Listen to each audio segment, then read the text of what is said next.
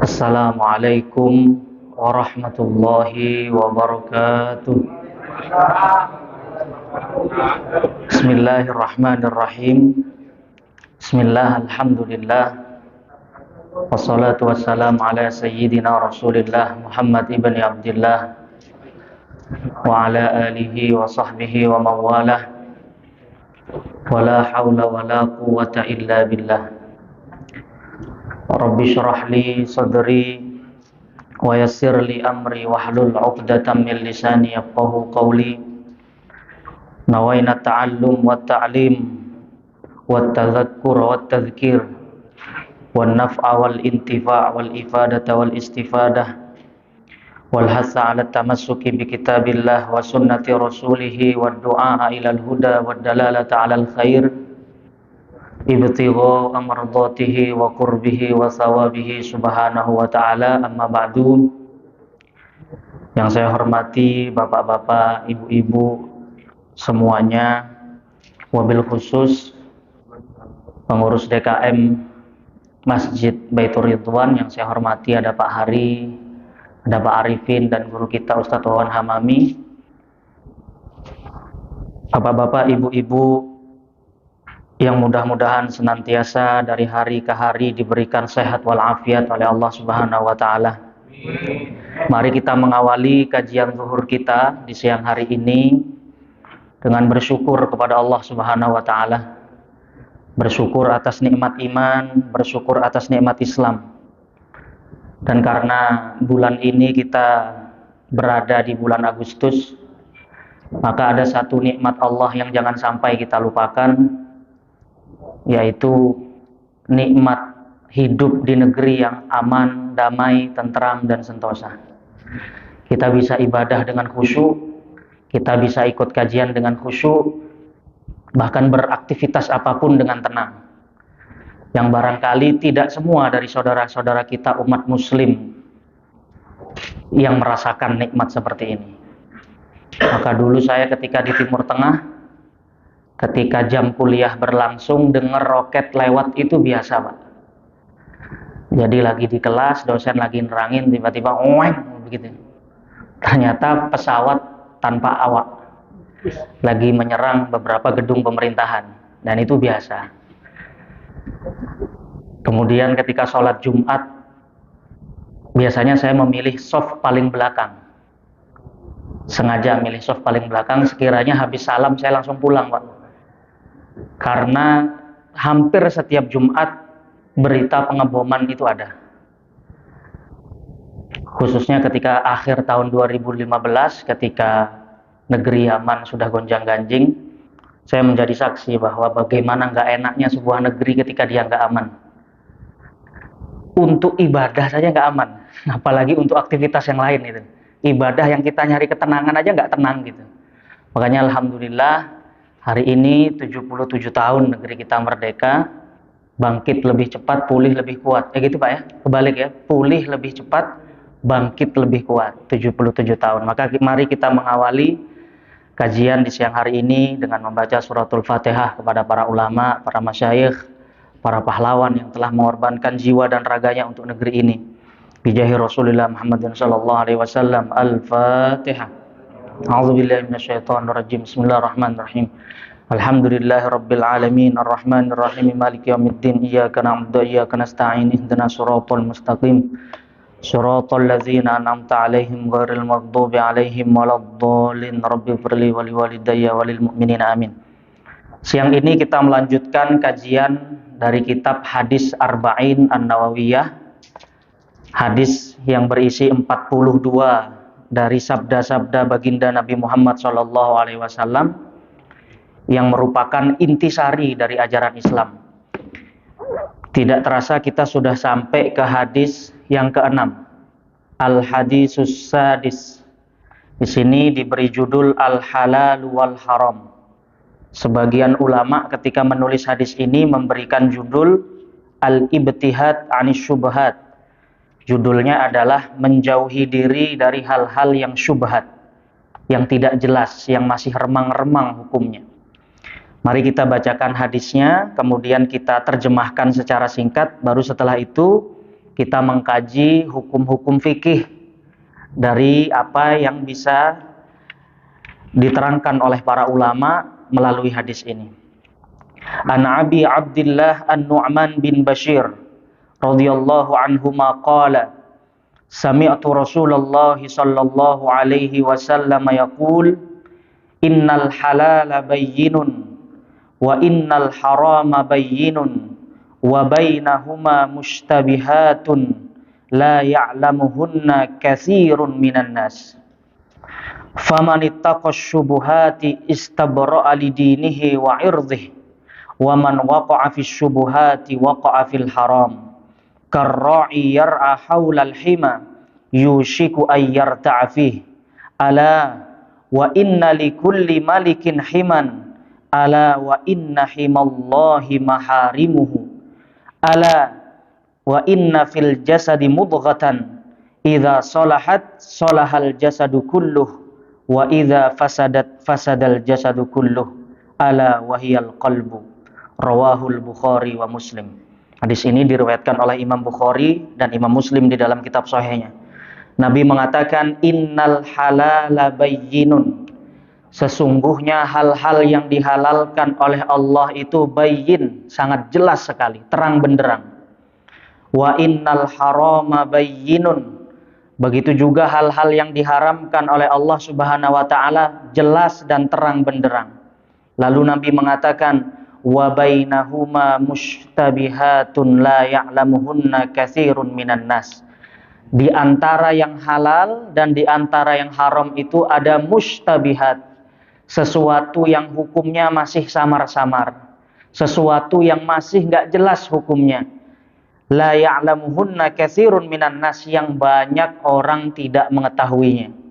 Kemudian Nabi mengatakan famanittaqash syubuhat, maka barang siapa yang menjauhi dirinya dari hal-hal yang syubhat tadi, yang samar-samar tadi, faqad istabra'a lidinihi wa 'irdhihi, maka sungguh dia telah membersihkan agamanya dan kehormatannya. Wa man waqa'a fis syubuhati waqa'a fil haram, barang siapa yang sering melakukan hal-hal yang syubhat, maka waqa'a fil haram, dia rentan terjerumus pada perkara yang diharamkan Allah Subhanahu wa taala. Lalu setelah itu Nabi memberikan ilustrasi, karra'i yar'a haulal hima, seperti penggembala hewan ternak yang menggembala hewannya di dekat batasan milik tanah orang lain. Jadi biasanya penggembala itu memiliki tanah miliknya itu berbatasan dengan orang lain.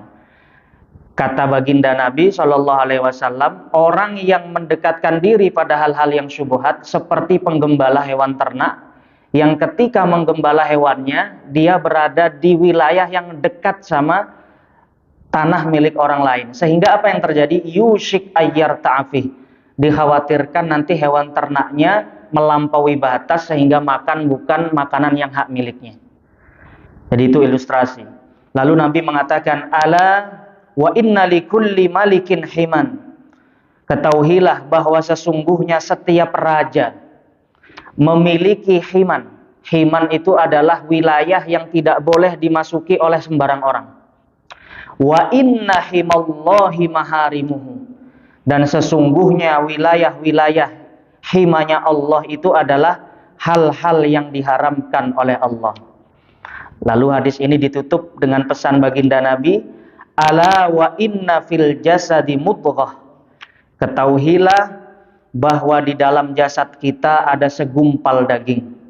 Idza salahat salahal jasadu kulluh, kalau segumpal daging ini sehat, kalau segumpal daging ini bersih, maka seluruh jasad kita pun akan bersih.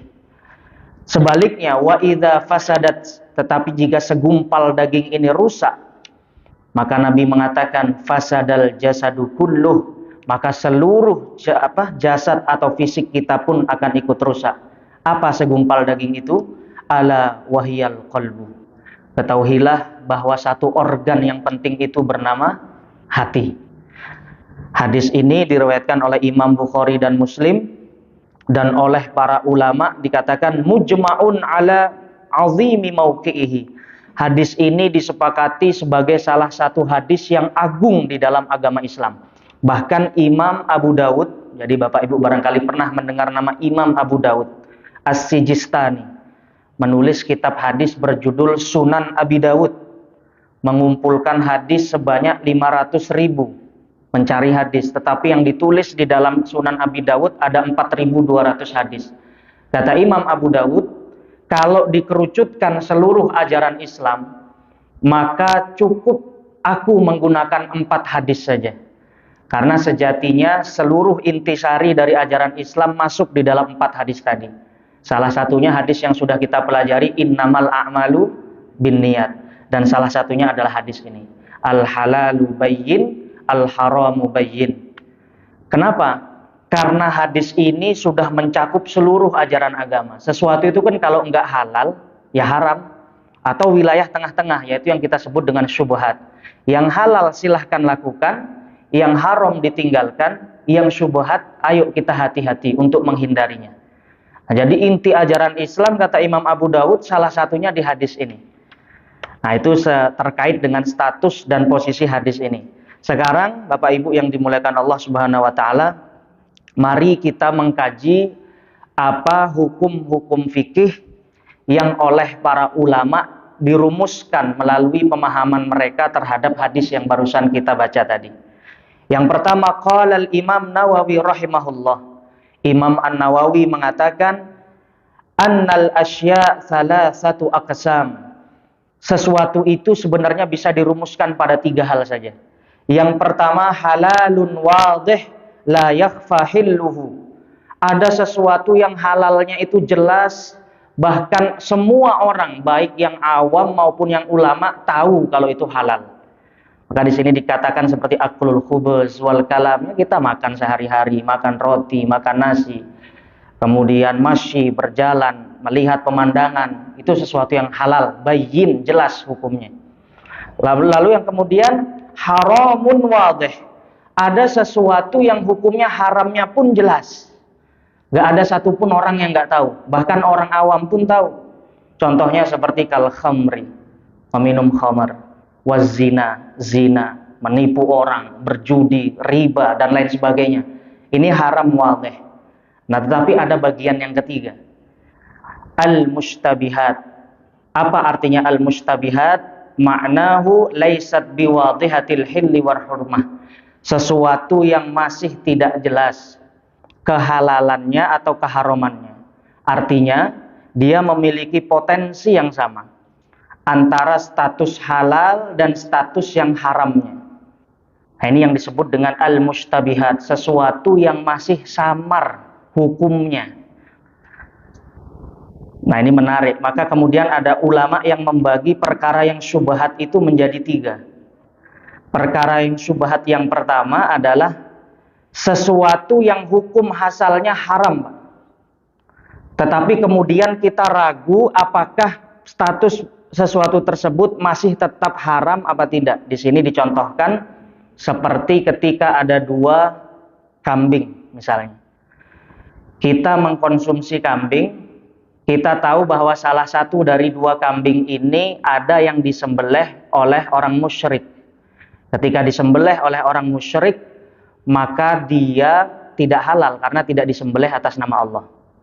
Tapi kemudian kambing itu dicampur dengan sembelihan yang di situ disembelih oleh orang Islam, oleh orang Muslim. Tercampur dagingnya dan kita tidak bisa memisahkan itu. Maka di sini terjadi syubhat. Di satu sisi ada peluang untuk haram, di satu sisi ada peluang untuk halal.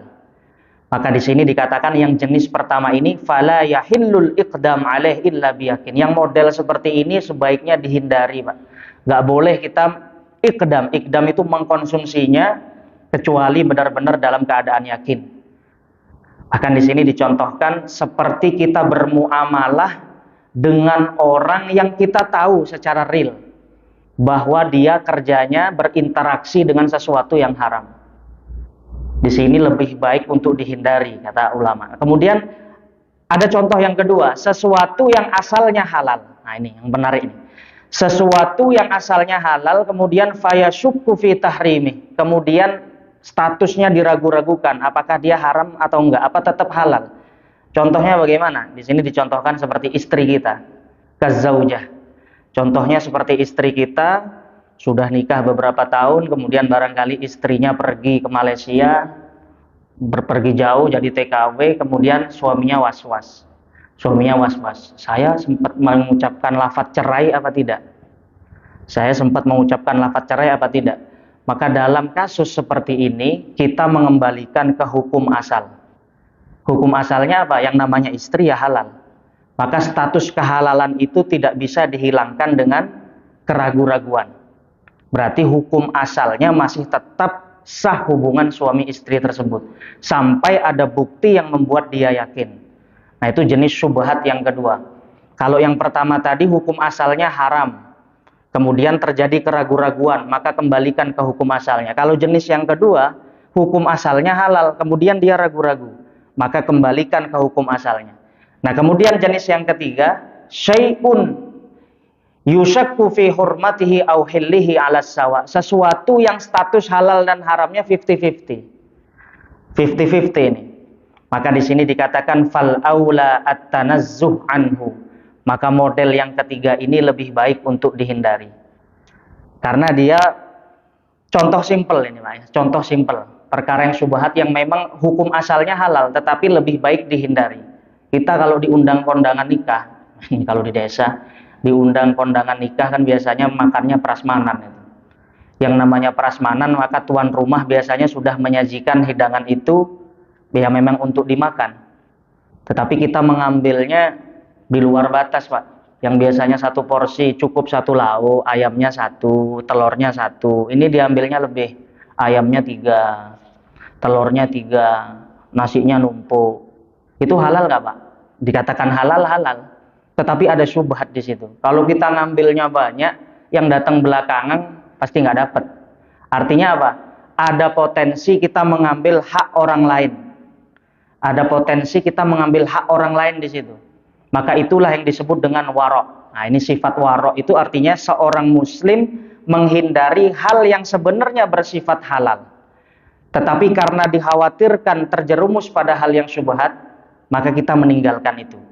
Nah, itu yang oleh ulama disebut dengan warok. Maka warok ini dianjurkan, khususnya di dalam hal-hal yang sifatnya muamalah. Kita makan gorengan di warung, sambil ngobrol, sambil ngopi, lupa. Tadi makannya 3 apa 5? Mangan gorengannya 5 apa 5 ini?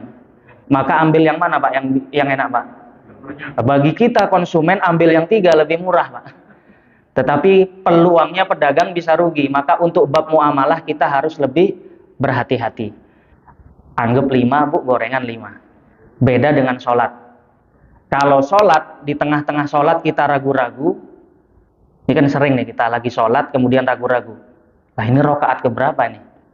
Rokaat kedua apa rokaat ketiga? Kira-kira pilih yang mana, Pak? Dua. Dalam hal ibadah kata para ulama al-akhdhu bil aqal, ambil bilangan yang lebih kecil.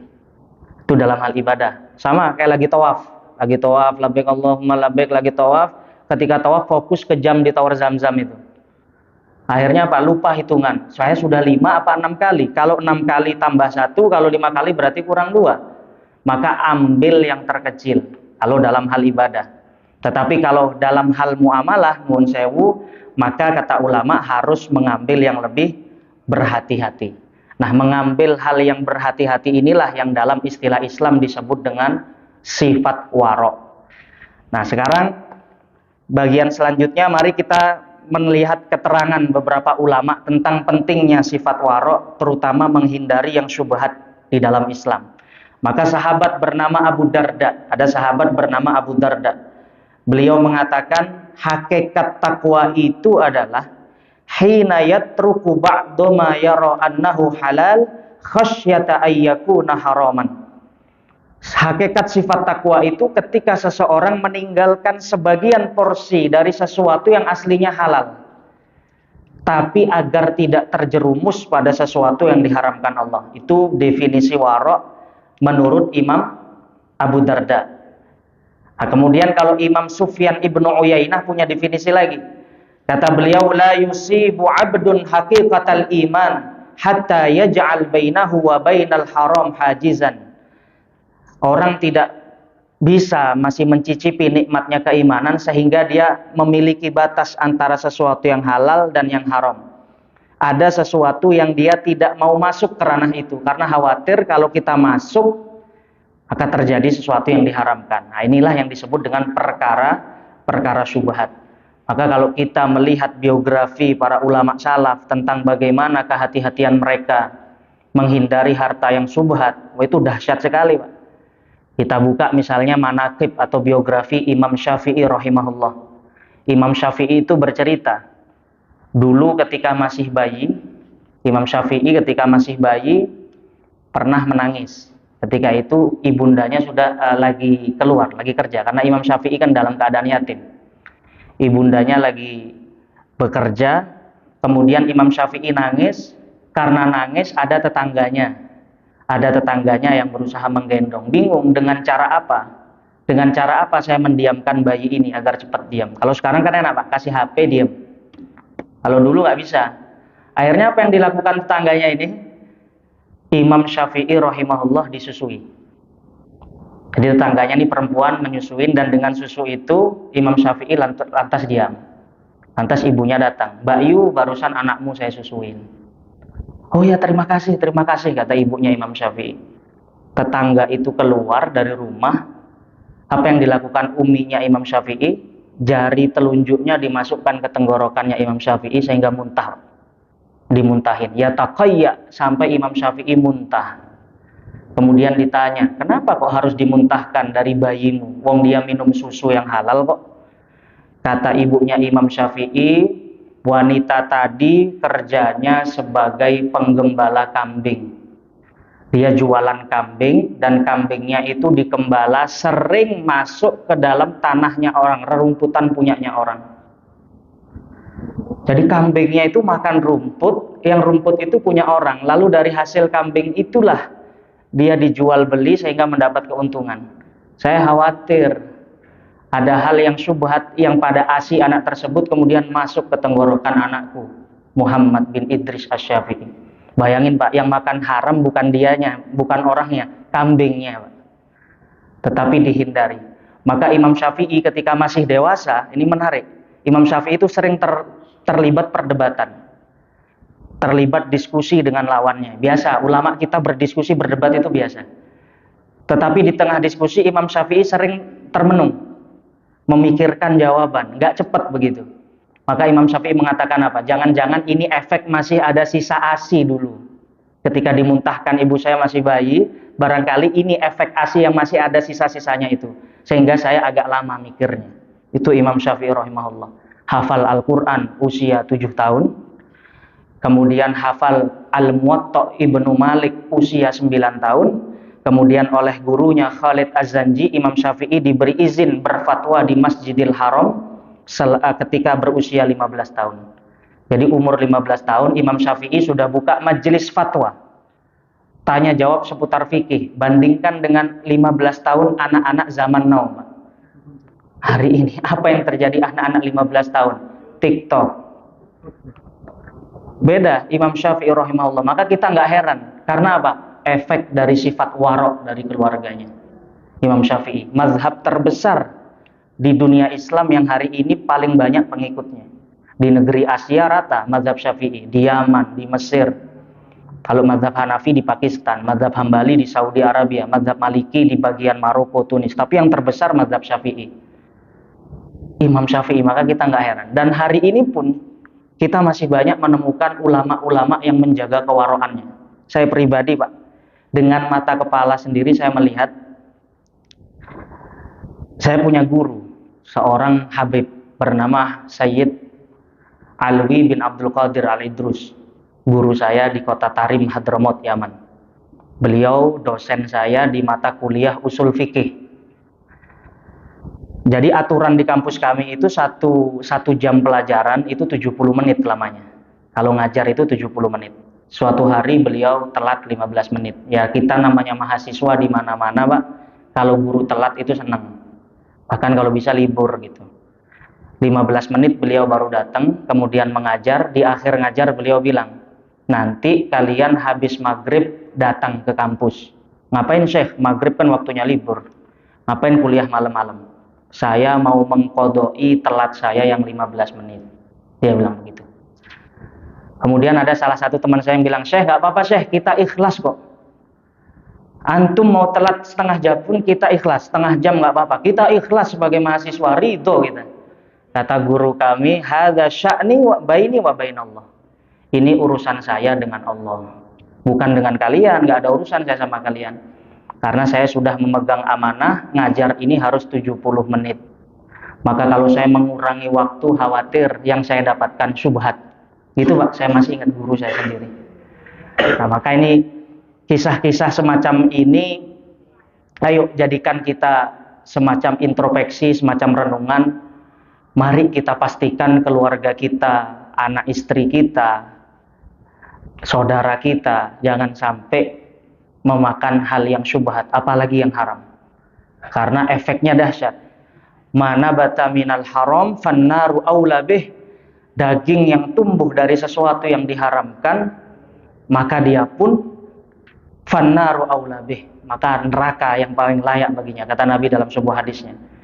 Itu poin yang kedua. Kemudian di sini Nabi yang menarik dari hadis ini, Nabi memberikan ilustrasi ketika menjelaskan bahwa seorang yang beriman itu sebisa mungkin menjauhi perkara yang syubhat, karena syubhat itu kan mendekati haram.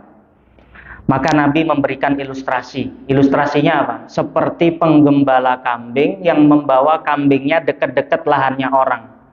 Halal-halal saja, tetapi rentan untuk kambing itu keluar dari wilayahnya.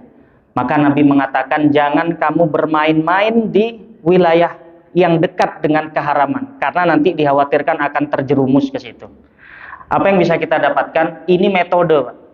Baginda Nabi SAW itu ketika menyampaikan pesan kepada umatnya sering menggunakan ilustrasi-ilustrasi. Nah, maka hadis ini juga saya lihat digunakan oleh beberapa ulama ketika menulis tentang metode tarbiyah pendidikan di dalam Islam.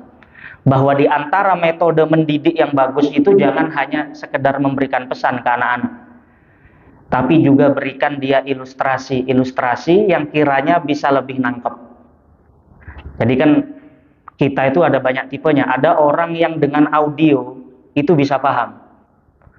Dengar pengajian lewat MP3, khusyuk dia. Ada yang begitu Pak. Tapi ada juga tipe yang dengar pengajian lewat MP3 6 menit aja, itu sudah pindah ke alam lain. Ada yang model gitu, langsung ngantuk kalau dengar MP3.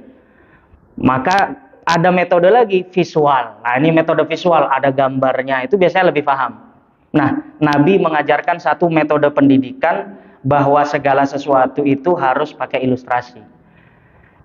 Jangan mendekati perkara yang hampir saja itu haram karena khawatir kamu akan masuk ke wilayah itu. Ini kan sebenarnya ilustrasi. Orang yang terlalu sering masuk ke perkara syubhat, lama-lama dia juga akan mengerjakan perkara yang haram. Kita mengerjakan sholat 15 menit sebelum waktu berakhir misalnya. Orang yang setiap sholat zuhur ketika 15 menit sebelum asar, terus begitu. Maka lama-lama pasti akan datang suatu saat dia meninggalkan sholat sama sekali. Nah, jadi ilustrasi-ilustrasi itu kan menarik gitu. Kemudian Nabi juga pernah memberikan ilustrasi kepada sahabat ketika ada orang Badui yang bertanya, ya Rasulullah, apa fungsinya sholat 5 waktu? Nabi nggak mengatakan sholat 5 waktu itu fadilahnya besar, pahalanya banyak. Enggak.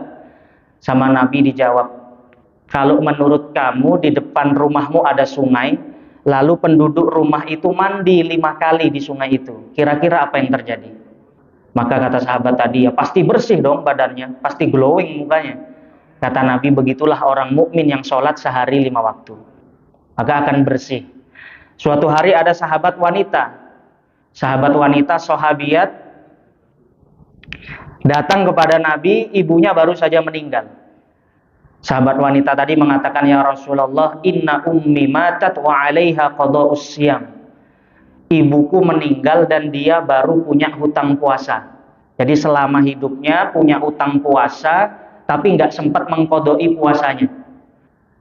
karena keburu meninggal, sakit kemudian meninggal. Kemudian sahabat itu bertanya, bisa nggak saya mengqodoi puasa yang ditinggalkan oleh ummi saya? Nabi menjawabnya bisa aja kalau singkat, bisa atau tidak, bisa aja begitu Pak. Tetapi sama Nabi dikasih ilustrasi, dikasih analogi. Aro'aita in kana ala ummiki dainun faqadaitiha. Bagaimana pendapatmu kalau ibumu punya hutang di warung? Lalu kamu datang membayar hutang itu kepada penjual yang sama ibumu dihutangi. Kira-kira hutang ibumu lunas apa tidak? Kata sahabat tadi, lunas ya Rasulullah. Wa kadzalika hadza. Begitu juga hutang puasa. Kalau ibumu punya hutang puasa, berarti boleh untuk diqodoi. Nah, inilah pendapat yang digunakan mazhab Syafi'i, bolehnya ahli waris mengqodoi puasa orang tua. Dalam salah satu pendapatnya. Bapak Ibu yang dimuliakan Allah, kemudian di bagian hadis yang terakhir Nabi menyebutkan satu pesan penting. Kata Nabi, ala inna fil jasadi mudghah. Ketahuilah bahwa di dalam diri kita ada satu daging, segumpal daging. Ketika daging itu bagus, sehat, maka saluhal jasadu kulluh. Maka seluruh anggota tubuh kita sehat juga. Tetapi sebaliknya, kalau daging itu rusak, maka seluruh anggota tubuh kita rusak. Apa kata Nabi? Ala wahiyya al-qalbu. Ketahuilah bahwa segumpal daging itu adalah organ yang bernama hati. Nah, dalam menafsiri hadis ini para ulama ada dua pendapat, Pak. Ada yang mengatakan bahwa hati yang dimaksud di sini adalah jantung yang berupa fisik. Orang kalau jantungnya sehat, maka fisiknya juga sehat. Kenapa? Karena jantung ini organ vital. Dia yang memompa darah ke seluruh tubuh. Maka kalau jantungnya bermasalah, kesehatannya pun bermasalah. Nah, ada ulama yang mengartikan seperti ini. Tetapi mayoritas ulama menafsirkan hadis ini yang dimaksud adalah al-qalbul ma'nawi. Qalb yang dimaksud di sini adalah hati kita yang bersifat maknawi. Artinya apa? Seseorang kalau hatinya tidak memiliki penyakit, maka seluruh anggota tubuhnya pun tenang. Apa penyakit hati? Banyak. Tapi Imam Ghazali merangkum cuma 3 inti penyakit hati. Ujub, membanggakan diri sendiri. Riya, pamer. Kemudian yang ketiga kata Imam Ghazali, al-hasad atau al-hikdu, iri dengki. Jadi 3 itu penyakit hati, Pak. Jadi orang yang punya penyakit hati itu dikatakan Imam Ghazali mu'azzib nafsahu, orang yang mengazab dirinya sendiri. Tersiksa padahal nggak ada yang nyiksa. Mau itu beneran itu. Bawaannya suudzon aja. Ketemu sama temen papasan di jalan, kebetulan lagi merengut nggak senyum. Biasanya senyum, kok tiba-tiba nggak senyum, sudah diomongin di belakang. Sekarang si Fulan sudah sombong, dulu senyum, sekarang mentang-mentang mobilnya udah baru nggak pernah senyum ke saya. Padahal belum tentu, Pak. Bisa jadi mulutnya miring seperti ini bukan karena nggak senyum, gejala stroke ringan. Kemungkinannya banyak. Biasanya kan ibu-ibu yang suudzonnya agak lebih gede, biasanya Pak ya. Ngelihat orang pakai baju tulisan Singapura. Ini saya pernah nemu orang nih, Pak. Dia pakai baju tulisan Singapura. Sudah diomongin sama tetangga itu.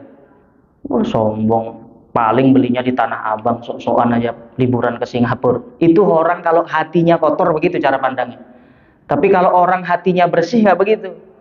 Makanya dikatakan ada satu organ, ketika organ ini sehat, maka seluruh fisik kita akan sehat, yaitu hati kita.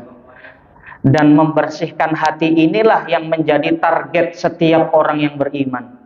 Illa man atallaha biqalbin salim. Yang selamat nanti di akhirat adalah yang datang kepada Allah dengan membawa hati yang selamat. Nah, kalau kita lihat dulu tahun 90-an ada penyanyi di Indonesia namanya Opik. Nah, itu merangkum bagaimana agar hati kita sehat. Dia buat lagu Tombo Ati, ada 5 kata dia kan. Itu sebenarnya bukan karangan Opik. Opik itu menerjemahkan dari ulama. Siapa? Al-Imam Ibnul Mulakkin Asy-Syafi'i. Nah, ini ada. Beliau mengatakan solahul qalbi fi khamsati asya. Hati itu bisa sehat dengan 5. Nah, ini saya singkat aja nih. Yang pertama, qiraatul Qur'an bitadabbur. Membaca Al-Qur'an dengan tadabbur. Bukan yang penting hatam, tadabbur. Alhamdulillahi Rabbil Alamin. Segala puji bagi Allah Tuhan semesta alam. Ditadaburi maknanya, Pak. Itu bisa membuat hati ini lebih hidup. Kemudian yang kedua, khala'ul batan, sesekali mengosongkan perut, dalam arti tidak kekenyangan. Karena orang kalau kekenyangan biasanya pengaruh ke hatinya nggak jernih. Ya kita bisa ngerasa sendiri udah. Kalau kekenyangan terus, biasanya pikiran sudah nggak jernih. Maka membersihkan hati, kata Ibnu Mulakin, khala'ul batan. Kemudian yang ketiga, qiyamul lail wa tadarru' indas sahar, bangun malam dan tadarru'. Tadarru' itu bersimpuh di hadapan Allah ketika waktu sahur. Beda, Pak. Kita menyembah Allah dikala orang lain tidur dengan menyembah Allah saat keramaian, rasanya beda, dibuktikan sendiri. Ketika sujud terakhir, coba sambil muhasabah. Kalau kata Imam Al-Haddad, muhasabah. Ketika sujud terakhir, kita coba tafakur, merenung sedikit di tengah malam. Ya Allah, umur sudah 45 tahun. Dunia sudah saya miliki, anak sudah saya punya, istri. Alhamdulillah, kan begitu Pak ya. Terus apa lagi yang saya kejar? Al-qiyam indas sahar, muhasabah di tengah malam, Pak. Itu bikin hati kita bangkit. Kemudian yang terakhir dikatakan mujalasatus sholihin, berduduk bersama orang-orang soleh. Lalu dikatakan yang terakhir wa aklul halal, memakan makanan yang halal, memastikan makanan halal yang masuk ke dalam tubuh kita, maka itu pengaruh ke dalam hati. Inilah rahasia mengapa di dalam hadis ini kok Nabi, apa hubungannya Nabi menjelaskan halal, haram, syubhat tiba-tiba membahas hati?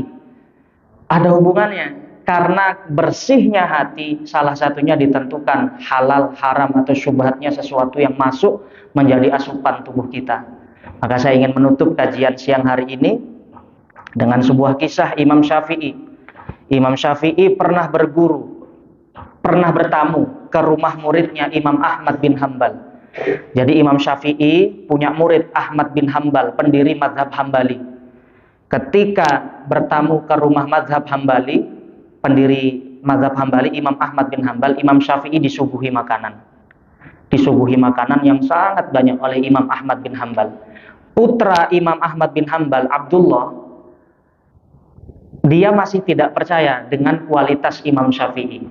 Jadi heran ke bapaknya, "Bapak, kenapa sih setiap hari kamu memuji-muji Imam Syafi'i?" "Oh, tunggu, nanti malam saya undang dia makan malam." Diundang makan malam, disuguhkan makanan, Imam Syafi'i makannya nambah, lahap, makan lagi, nambah, lahap lagi, makan lagi, sampai hidangan yang disediakan habis. Maka kata Abdullah putranya, "Ulama macam apa ini makannya banyak?" katanya. Katanya harus tirakat. Suudzon Abdullah ini kepada Imam Syafi'i. "Tunggu," kata Imam Ahmad bin Hambal. Imam Syafi'i dipersilahkan untuk istirahat, disediakan kamar khusus. Apa yang terjadi? Imam Syafi'i terbaring di dipan yang sudah disediakan Imam Ahmad bin Hambal dalam keadaan mata yang tidak terpejam. Jadi tidurnya itu meremelek begini.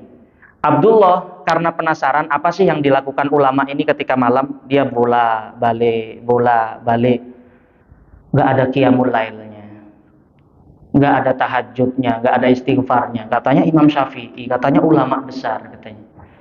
Akhirnya yang membuat kaget Abdullah, Imam Syafi'i ketika azan subuh langsung ke masjid tanpa mengambil wudhu. Loh, kok bisa? Seharian terbaring, tiba-tiba langsung sholat subuh tanpa mengambil wudhu. Kata Ahmad bin Hambal, "Sabar, sebentar lagi Imam Syafi'i saya panggil." Dipanggil akhirnya. Imam Syafi'i, Abdullah penasaran, apa yang terjadi tadi malam? Kata Imam Syafi'i, "Apa yang membuat kamu heran ke saya? Pertama, ulama kok makannya banyak?" Dijawab sama Imam Syafi'i, "Saya memakan makanan tadi malam dengan lahap karena saya memastikan Ahmad bin Hambal ini adalah orang warok. Dan semua yang disuguhkan ke saya adalah makanan yang halal. Saya meyakini di dalam makanan yang halal adalah penuh berkah.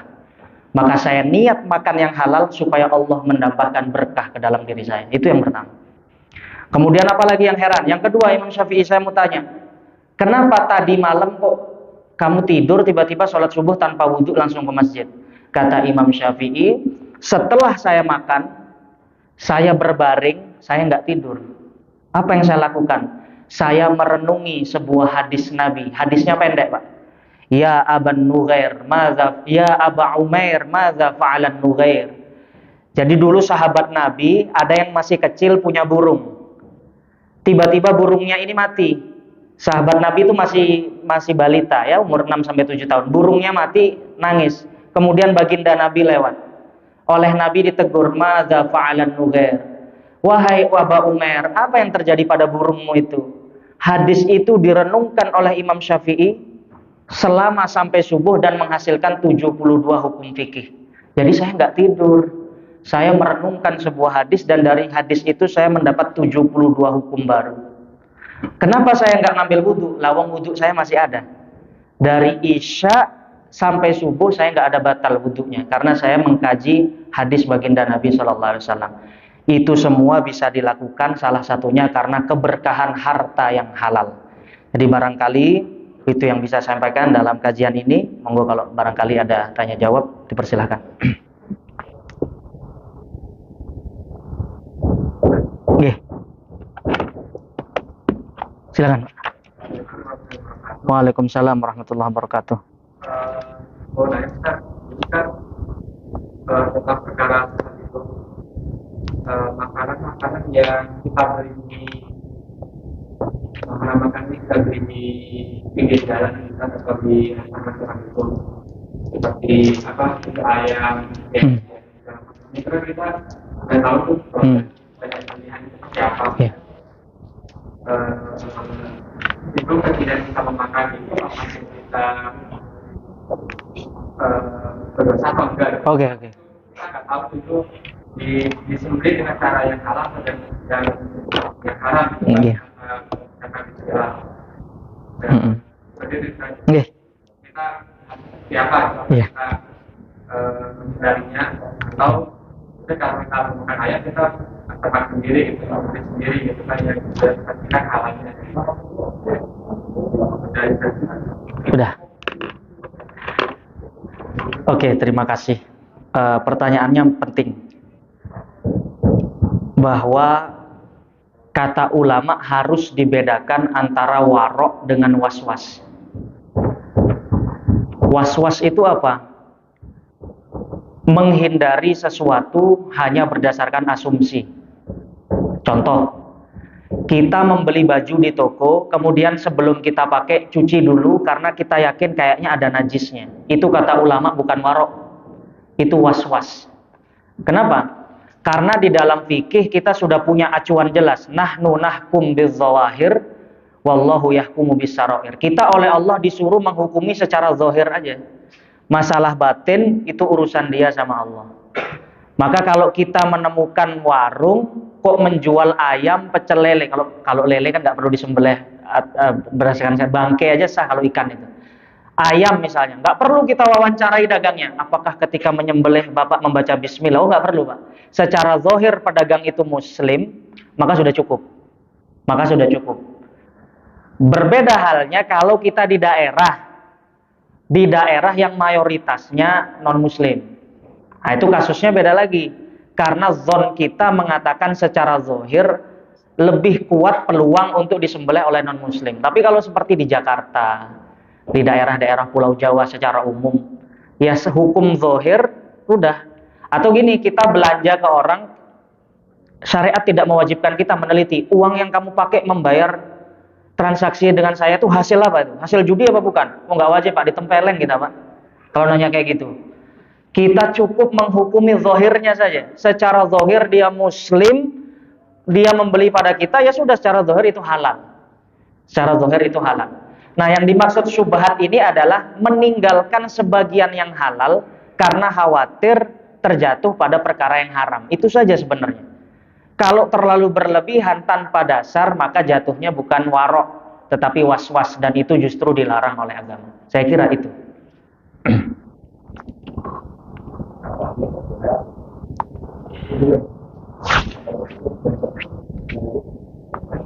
Nggih, monggo Pak. Nggih, monggo Pak. Mau bertanya tentang pilihan hanya menjadi perusahaan yang mungkin menghasilkan kemudahan dan menjadi perusahaan pembuat minuman bir. Saya orang muslim. Tapi dalam kondisi sebenarnya dari ayat itu kan pilihan berbeda. Iya. Berbicara dari sumber mendapatkan makanan, baik itu kan adalah bekerja di perusahaan yang haram gitu. Dari sisi hukum itu kita apakah kita akan selalu dalam hubungan haram juga? Itu yang pertama. Yang kedua adalah ada beberapa obat itu memang kandungannya alkohol. Oke. Tapi sama dari banyak pilihan. Kadang-kadang dengan obat itu tidak bisa sembuh. Nah, itu benar.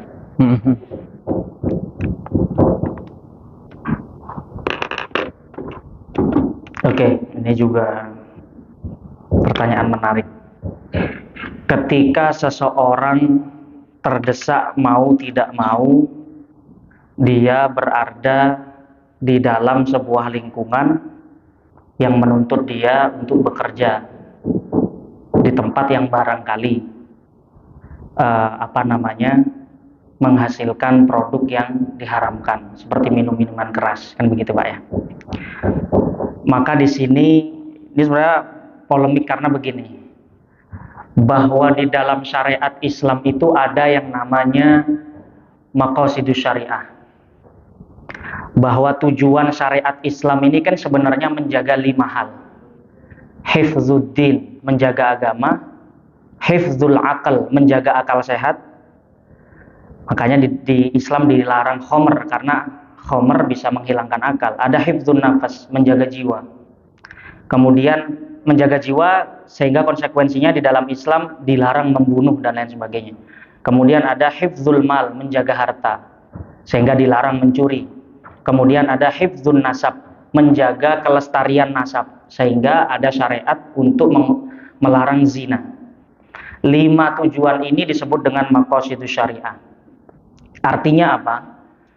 Kebutuhan primer, kebutuhan hidup kita itu kalau mau diklasifikasikan di dalam 5 pembagian ini, maka tidak jauh kalau saya katakan bahwa itu bagian dari hifzul nafas, menjaga diri. Jadi kita bekerja mencari nafkah dalam rangka untuk untuk menjaga ketahanan hidup kita sehingga bisa bertahan hidup, itu bagian dari hifzun nafas. Itu yang pertama.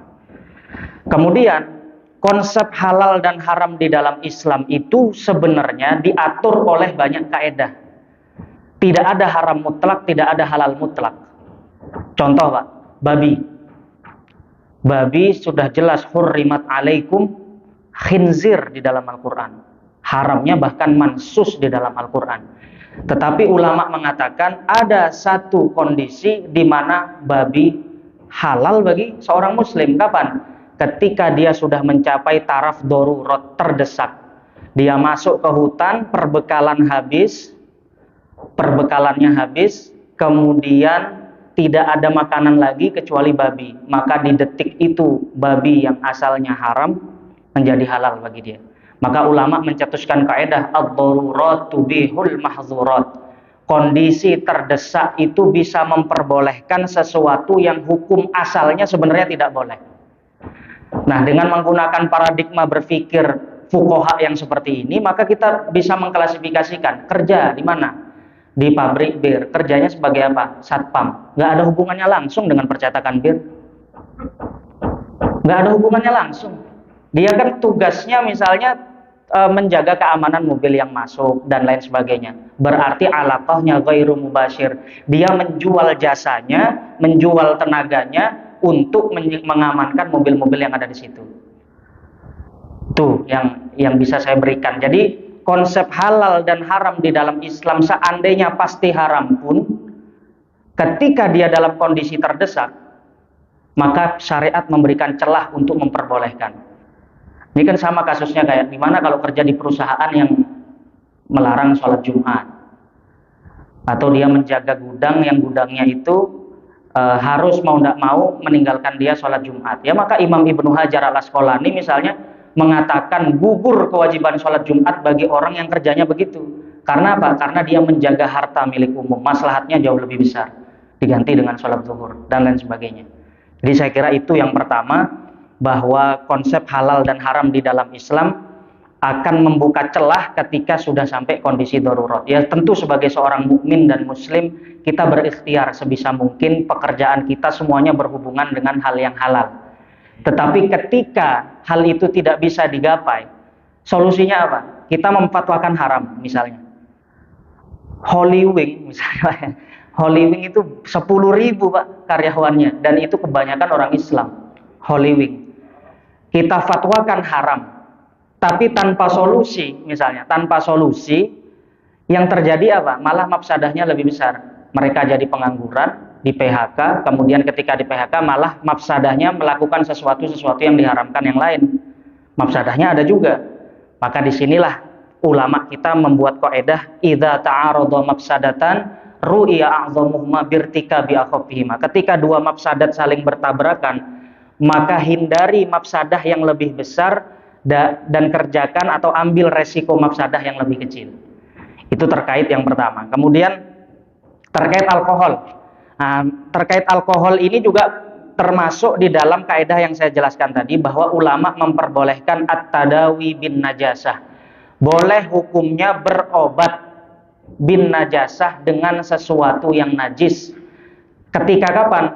Dengan syarat ketika seluruh pakar medis sudah menyatakan tidak ada lagi obat yang di luar sesuatu yang najis yang bisa dijadikan obat. Nah, itu juga masuk ke dalam kaidah ad-darurat tubihul mahzurat. Keadaan terdesak memperbolehkan sesuatu yang hukum asalnya nggak boleh. Termasuk alkohol di sini. Meskipun kita nanti bisa mengatakan kenajisan alkohol masih diperdebatkan oleh para fuqaha. Tetapi kalau kita mengikuti pendapat alkohol itu najis, dan tim medis menyatakan obatnya harus ini, ya mau nggak mau, darurat tubihul mahzurat. Saya kira itu termasuk fatwa Majelis Ulama Indonesia ketika awal-awal vaksin, ketika dinyatakan bahwa vaksin yang terbitan Jerman itu apa? AstraZeneca mengandung enzim babi. Itu kan kalau kita lihat lembaran fatwanya, salah satu dasar pengambilan fatwanya itu boleh karena sudah dalam kondisi terdesak, masyarakat membutuhkan vaksin, selagi belum ada vaksin yang bisa menjadi alternatif, maka yang mengandung enzim babi pun dipersilahkan. Saya kira itu, Pak Hari. Matur nuwun. Nggih, monggo, Pak. Assalamualaikum warahmatullahi wabarakatuh. Waalaikumsalam warahmatullahi wabarakatuh. Kita kan dalam perjalanan ini kita kan pasti ada tidak menutup kemungkinan kita pernah ada makanan yang masuk ke tubuh kita yang tidak halal. Nah, apakah tindakan kita untuk membersihkan diri kita sendiri mana Pak? Ya. Yang sudah masa lalu kita akan membersihkan diri. Yang pertama, ketika sesuatu itu berkaitan dengan hukukul adami, sesuatu itu tidak halal. Tidak halalnya diraih dari mana? Saya ngambil nasinya ibu warteg tanpa sepengetahuan dia. Kapan? 10 tahun yang lalu saat sekolah SMA. Itu kan berkaitan dengan hukukul adami, hak kita dengan sesama manusia. Maka kata ulama, selain taubat, jadi yang pertama jelas taubat, menyesali perbuatan. An-nadem, menyesali perbuatan, kemudian bertekad untuk tidak mengulanginya lagi, kemudian istighfar. Ketika berhubungan dengan hak adami, muamalah sesama manusia, maka kita harus dua cara, Pak. Bisa dengan meminta ridhonya, bisa dengan mengembalikan hak itu. Datangi ibu itu, Bu, 10 tahun yang lalu saya pernah beli gorengan, saya beli gorengan 10, ngakunya 7 misalnya. Bayar itu, Pak. Karena hak adami. Atau minta ridhonya. Ikhlasin ya, Bu ya. Ikhlas. Bagaimana kalau orang yang kita zolimi sudah nggak ada? Nah, di sini yang ulama berbeda pendapat. Maka sebagian mengatakan bisa dikodoi dengan cara kita ingat utang kita berapa, kemudian sedekahkan dengan niat atas nama orang yang kita ambil haknya itu. Dengan atas nama orang yang pernah kita ambil haknya itu. Karena udah nggak ketemu, dianya sudah keluar kota, kitanya udah pergi kemana, kontaknya sudah nggak bisa dihubungi, maka sedekahkan diniati untuk orang yang kita ambil haknya itu. Termasuk di dalam istighfar yang kita baca, imam-imam di masjid itu kan, Astaghfirullahaladzim li wali walidayya wali ashabil hukukil wajibati alayya. Itu kan termasuk sigot istighfar untuk menutup apa ya, sesuatu yang menjadi hak orang sudah masuk ke tubuh kita, tapi kita nggak sempat untuk mencari halalnya. Kita mintakan istighfar kepada Allah, min ashabil hukukil wajibati alaih. Orang-orang yang saya zolimi ya Allah, tapi saya nggak mampu bertemu dia sekarang. Jadi itu caranya kalau berkaitan dengan hak adami, maka pastikan dia ridho, minta halalnya, kembalikan haknya. Untuk ke depan bagaimana Pak Ustadz? Kata Al-Quran, innal hasanat yuzhibnas sayyiat. Sesungguhnya tekad kita untuk tidak mengulangi perbuatan buruk, tekad kita untuk menjadi lebih baik dari sebelumnya, kata Al-Quran, menghapus amalan-amalan buruk yang kita pernah lakukan. Itu kata Al-Quran. Jadi gak usah dibawa pusing, Bapak. Setiap manusia pasti punya masa kelam, yang dipikirkan adalah bagaimana ke depan untuk menjadi yang lebih baik. Saya kira itu.